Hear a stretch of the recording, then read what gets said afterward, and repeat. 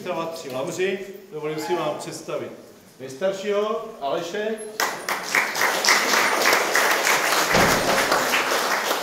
Honzu, kterému patří tady tyhle ty výtvory na stěnách.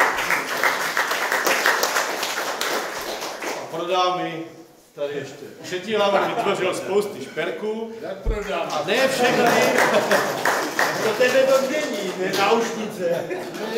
Ne všechny se ho vystavili, protože hned po vernisáži si můžete vyzkoušet různé prstenky, manželé to zaplatí a to vyřešený. A ještě předtím, hned na úvod, dám slovo Bolkovi. No já, 3 lamři, 2 synové, otec. Vím, že to není jednoduché být synem lamrovým. My to máme podobné, protože moje děti se staly chodou okolností, aniž by je kdokoliv k tomu nutil. Stali se všechny 3, Kamilka, Anička i Vladimír, jestli si dobře vzpomínám na ty jména. Stali se také divadelníky.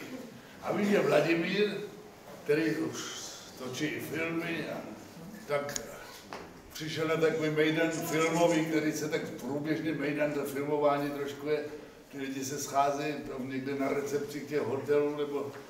A Vladimír přišel trošku později a už tam popíjeli ti kolegové a ten štáb a Vladimír říkal: Dobrý večer, žádné historky o tatínkovi, děkuji. Takže má to své úskalí, ale má to své výhody, protože žít v tom prostředí, který já si pamatuju ještě od lamrů, od Aleša jeho ženy, která bohužel už není mezi námi,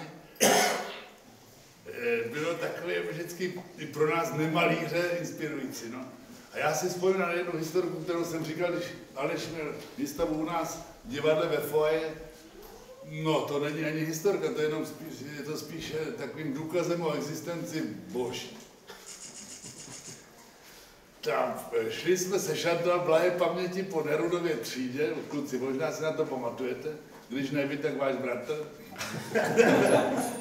A šli jsme nahoru k Vladimíru Sísovi, který tam bydlel, a dolů šli Lamrovice. Nevím, že už byly 3 děti, že jo, tehdy asi. A já říkám, nazdar, a byli jsme na opačných stranách ty Nerudovky.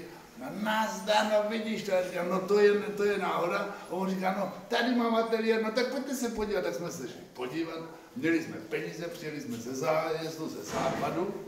Měli jsme love, které se tehdy měnily potom na bony a z bonů teprve vznikly koruny.